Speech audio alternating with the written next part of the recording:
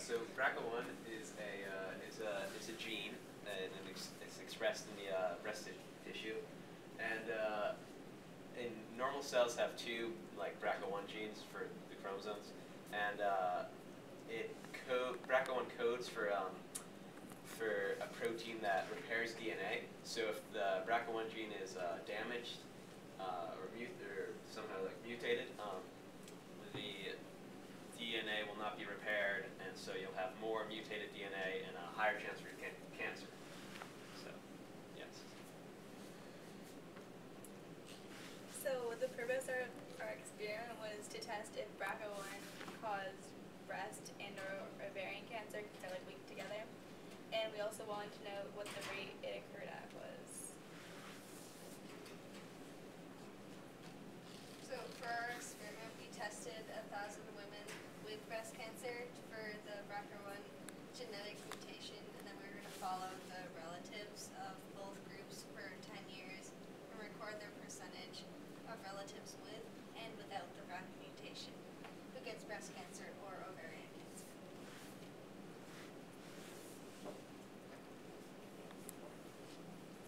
Okay, so our result was that 38% of the relatives with the BRCA1 mutation got cancer, and 62% that also had the mutation didn't get cancer. And then for the relatives without the mutation, only 12% got cancer, and 80% didn't get cancer.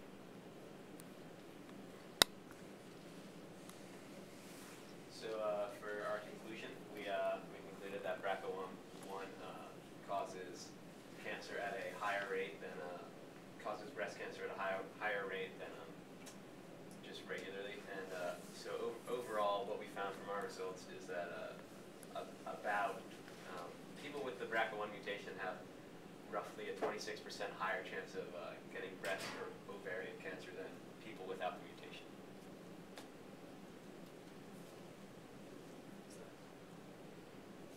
So for our next steps, we needed to confirm the theory that our conclusion. So we were going to do a cell culture test, and we would compare cells with the BRCA1 mutation to the ones, regular cells. We use the scratch test to test which ones have cancer or not. And this would probably confirm what we got about BRCA1 being a carcinogen. Questions?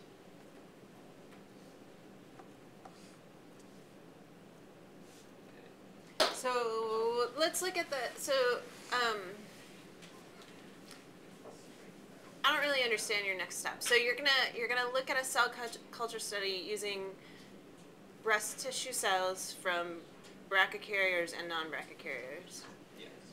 And what are you looking for? To see if the BRCA1 is cancer causing. And are these BRCA1 are they carriers that have already shown cancer? Is it or is it the relatives of people that have shown cancer?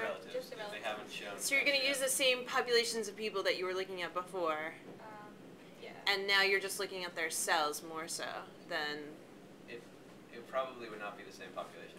Not the same people, but the same. Right, the same The category of yes, people. Is what I same mean. category. Yeah. Yes. Okay. So these mutations, there are lots of different categories of those mutations. So one of the things that I would, and this wasn't one of your choices, but one of the things I would probably do would be looking at the DNA sequences of those mutations. That would probably be my next step, to actually look at those mutations and actually see, okay, which mutations, because you have this, you know that you have mutation, people that have mutation that don't get cancer, right? And so my question would be, is there a link between certain mutations, and are those mutations the people that don't get cancer, or is there something else involved in that process? You know what I'm saying? So that's sort of where I would go next. I didn't expect you to get there, but that's sort of where I would go next. Can you go back to your data one more time?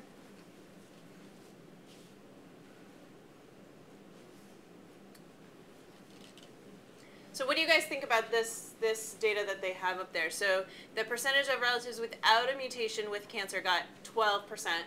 So that group they are a relative. They are a relative, a female relative of someone who previously got breast cancer, Okay, so a sister, an aunt, a mother, something like that. Okay, and then their other group is the relatives of people that got cancer and had a known BRCA mutation. You guys understand the two groups? What do you think about those results? Do you guys agree with their conclusions? 38%, 12%? Does that seem like a significant difference to you? Yeah, I agree with them. I think that's a big difference. 38%, that's a high number.